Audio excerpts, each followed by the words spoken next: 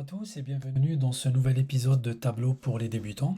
Aujourd'hui, on va parler de la fonction de filtre disponible sur Tableau. Pour rappel, cette fonction de filtre permet de mettre l'accent seulement sur des informations pertinentes dans un ensemble large de données sans devoir modifier ou supprimer quoi que ce soit de cet ensemble. Dans Tableau, on dénombre 7 types de filtres priorisés par ordre. Je vous parle de l'ordre parce que c'est une notion importante que je vais aborder lors de ma prochaine vidéo. Le premier filtre disponible, c'est le filtre d'extrait. Donc, lorsqu'on se connecte à une source de données, on peut soit choisir une connexion en mode direct ou bien un extrait. La différence, vous pouvez la trouver dans la vidéo numéro 2 de cette série. Donc, en choisissant le mode extrait, on enregistre une copie de nos données afin de réduire le nombre de fois où Tableau interroge la source. Donc, dans le cadre de ce processus, on peut filtrer les données qui ne sont pas pertinentes pour notre analyse. Pour cet exemple, on peut interroger une source de données qui contient juste les 4 dernières années.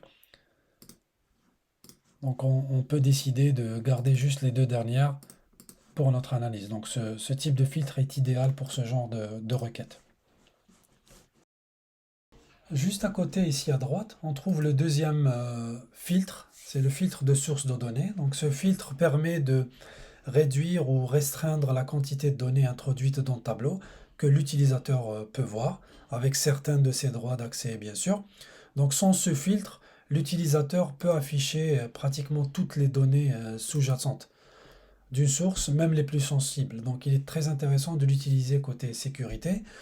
En plus, il joue un rôle considérable sur la performance de requêtes émises par tableau. Ensuite, nous avons le filtre de contexte. Pour info, dans Tableau, tous les filtres sont calculés indépendamment. Donc, si vous voulez qu'un filtre soit appliqué avant un autre, il va falloir choisir le filtre de contexte. J'irai un petit peu plus dans le détail avec ce type, avec des exemples dans la prochaine vidéo. Nous avons aussi le filtre de dimension, donc pour les dimensions qui sont ici à gauche, qui contiennent des données discrètes. Filtrer ce type de champ implique généralement la sélection de valeurs à inclure ou à exclure. Par exemple, si on veut afficher la vente de nos sous-catégories de produits par région, il va falloir juste sélectionner notre vue, venir ici dans la région, soit la glisser ici ou cliquer avec un bouton droit pour afficher le filtre. Donc on va juste l'afficher à droite. On peut soit faire ça ou bien directement cliquer ici, afficher les filtres, il va apparaître ici. Je vais juste changer le mode d'affichage ici en sélection unique. Donc là, vous allez voir que on a filtré par région et sélectionner une région donnée va impliquer directement la vue. Pareil pour le filtre de mesure qui est juste en dessous ici. Donc il correspond aux mesures qui contiennent des données quantitatives. Donc filtrer ce type de champ aussi implique la sélection d'une plage de valeurs qu'on souhaite inclure.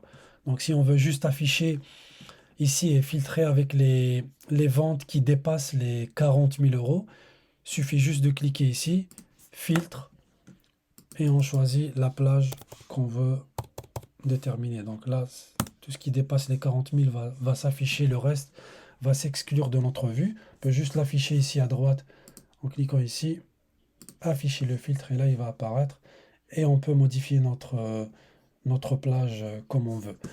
Le même fonctionnement de ce filtre s'applique dans les champs calculés.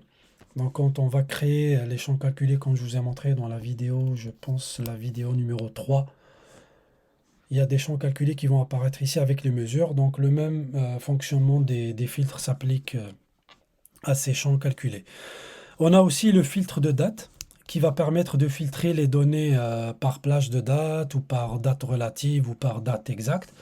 Il suffit juste de venir dans la dimension de date, la glisser ici dans le filtre et là on a l'option de choisir par plage ou par date relative. Donc là on peut choisir une date exacte en sélectionnant le mois, le jour ou l'année ou bien date relative directement. Et là on peut choisir une date minimale ou bien une date maximale. C'est le même principe. Donc voilà pour ce qui est des types de filtres qui existent dans le tableau. qui vont nous aider à déterminer, selon le type de visualisation qu'on souhaite obtenir. Merci pour votre attention et à bientôt pour une prochaine